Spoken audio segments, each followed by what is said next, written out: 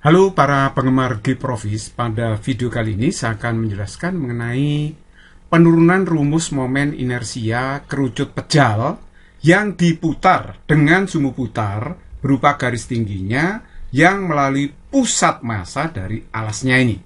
Jadi garis yang merah-merah ini ya. Nah, kalau diputar terhadap garis yang merah-merah ini, garis tingginya ini, maka berapa momen inersia dari kerucut tersebut? Coba kita cari ya.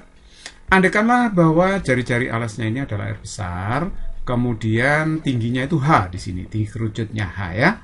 Nah, untuk mencari momen inersia dari kerucut ini, maka caranya saya ambil cuplikan massa yang berupa silinder pejal ya. Ini berupa silinder pejal dengan jari-jari R, massa cuplikannya dm, sedangkan tebalnya itu dy. Nah, yang ke arah vertikal saya anggap sumbu y ya. Jadi tebalnya saya ambil dy gitu. Massa dari cuplikan silinder itu adalah massa jenisnya dikalikan dengan volume dari cuplikan silinder. Ingat ya, massa jenis itu kan massa bagi volume. Kalau sini dm ya ρ kali dv. Lah ρ itu apa? ρ itu adalah massa jenis dari cuplikan atau massa jenis dari silinder pejal ini. Jadi karena anggapannya silinder pejal ini homogen ya, di setiap titik itu sama massa jenisnya. Nah, sekarang mari kita lihat di sini bahwa massa jenis dari kerucut pejal ini adalah massanya dibagi volumenya. Sedangkan dv-nya, dv itu adalah volume cuplikan yang berupa silinder ini. Nah, sedangkan dv ini adalah volume cuplikan dari silinder ini. Nah, volume cuplikan dari silinder ini adalah luas permukaan silinder dikalikan dengan tingginya. Jadi kalau begitu, volume silinder ini adalah pi r kuadrat dikalikan dengan d. D itu tingginya ya. Oke, seperti itu. Nah, sedangkan volume dari kerucut itu adalah sepertiga luas alas kali tinggi. Luas alas kerucut berupa lingkaran pi r kuadrat ya, dikalikan dengan tingginya. Jadi sekali lagi ini volume dari kerucut. Sepertiga pi r kuadrat kali h. Nah, ini kalikan pi r kuadrat kali dy. Terus kemudian pi-nya di sini saya coret, ya kan? Saya coret. Nah, ini bentuk yang lebih sederhana. Jadi dm-nya akhirnya dapat seperti ini. Nah, sedangkan momen inersia dari cuplikan silinder ini adalah, saya sebut di, itu adalah setengah dmr kuadrat.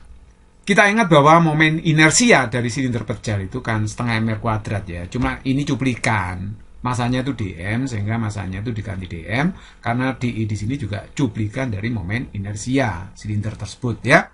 Oke, kalau kita mau mencari berapa momen inersia kerucut, nah itu mudah sekali. Nah, kalau di tadi kan ini ya, setengah dm kali r kuadrat. Ini perhatikan baik-baik bahwa dm-nya ini saya ganti ini. Saya substitusikan di sini. dm-nya saya ganti ini. Nah, ini saya masukkan ya, seperti itu. Kemudian saya tata kembali, jadinya adalah di sama dengan setengah kali 3m per r kuadrat kali h kali r pangkat 4 dy. Nah, oke. Sekarang saya akan menghubungkan antara jari-jari R ya, R ini, jari-jari silinder dengan Y-nya itu. Karena saya akan mengintegral ke arah sumbu Y nanti ya. R besar ya, jari-jari alas saya bandingkan dengan H, R per H. Itu pasti sama dengan R kecil per tingginya ini. Tingginya ini kan H dikurangi dengan Y ya. Jadi kalau begitu secara perbandingan matematis, R besar dibagi H sama dengan R kecil dibagi H kecil min Y. Oke, jadi kalau begitu R-nya ini bisa disendirikan seperti ini ya. R kecilnya sama dengan R besar per H, kalikan dalam kurung H min Y. Nah oke, sekarang R-nya saya masukkan ke sini. Nah ini, R-nya saya substitusi ke sini. Seperti itu.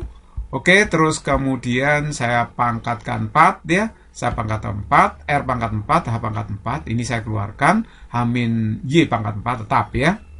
Oke, terus saya sederhanakan. Ini bisa saya kalikan kan, H pangkat 1, H pangkat 4, H pangkat 5. Sedangkan di sini R pangkat 4 bagi R kuadrat, itu R kuadrat gitu kan.